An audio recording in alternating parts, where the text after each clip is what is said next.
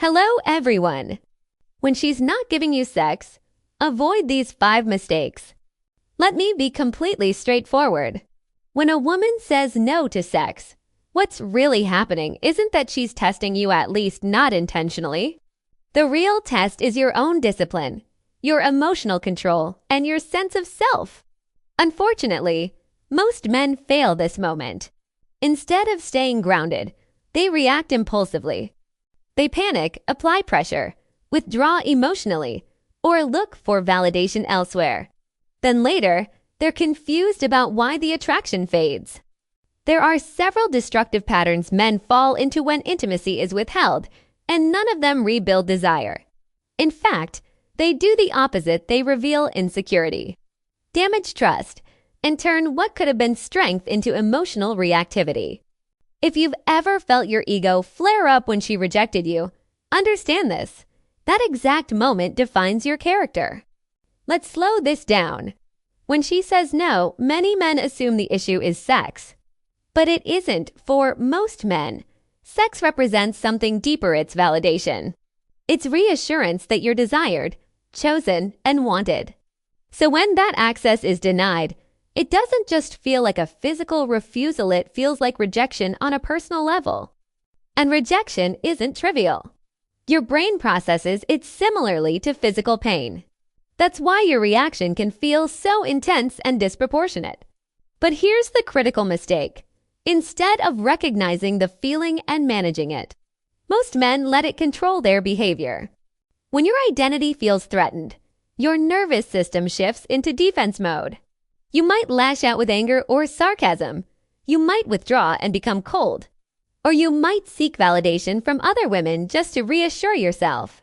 These aren't random reactions. They're psychological defense mechanisms trying to restore your sense of control and masculinity. But reacting from wounded pride doesn't restore power. It exposes instability. One of the most common mistakes is seeking other women as a form of compensation. On the surface, it feels logical. If she won't give me what I want, I'll find someone who will. But this isn't strength, it's impulse.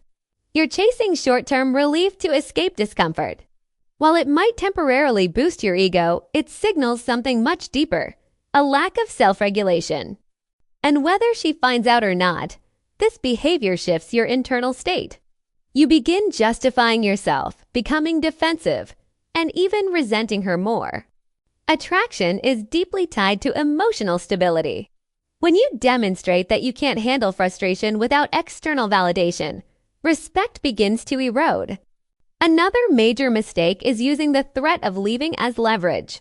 Saying things like, if we're not having sex, maybe this relationship doesn't make sense, might sound like honesty, but it often comes from pressure, not clarity. The moment intimacy becomes a condition for the relationship's survival, it turns into a transaction. And desire cannot exist in a transactional dynamic. It thrives in freedom, not coercion. Even if this tactic works in the short term, the connection becomes contaminated. What you receive is no longer genuine desire, it's compliance driven by fear. And that always weakens long-term attraction. A more subtle but equally damaging reaction is withdrawing warmth and generosity. You stop being affectionate, attentive, or kind because you feel you're not getting what you want. In your mind, it feels justified. But from her perspective, it sends a clear message. Your care was conditional. It implies that your kindness had an expectation attached to it, and that expectation was sex. Once someone feels that your behavior was strategic rather than genuine, trust drops instantly. She begins questioning your intentions, your authenticity, and even your past actions. Attraction doesn't survive in that kind of doubt. Another mistake men often make is seeking validation from their friends. When you feel rejected, it's natural to want reassurance. But discussing private relationship dynamics in a casual social circle often distorts the situation. Instead of resolving the issue, you amplify it. Ego, comparison, and external opinions start influencing your decisions. What was once a private matter becomes a public narrative, and that can quietly undermine trust and loyalty. Maturity means handling sensitive dynamics with discretion. If guidance is needed, it should come from someone objective and qualified, not from people who may project their own biases or insecurities. Finally, one of the biggest mistakes is closing your mind. When she says no, many men stop listening entirely. They interpret it as rejection without seeking to understand the reason behind it. But there are countless possible reasons: values, emotional readiness, personal boundaries, or even factors unrelated to you.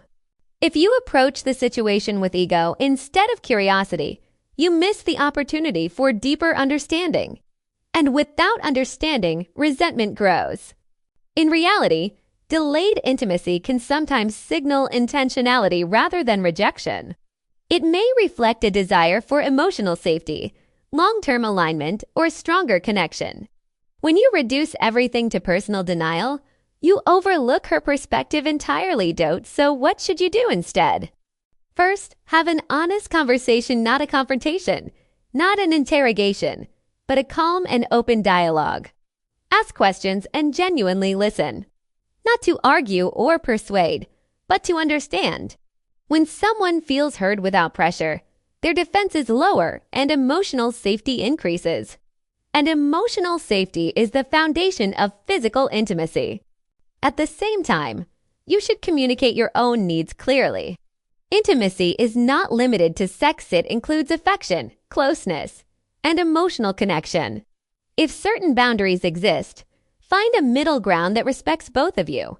But after all the communication, one thing remains essential: decision.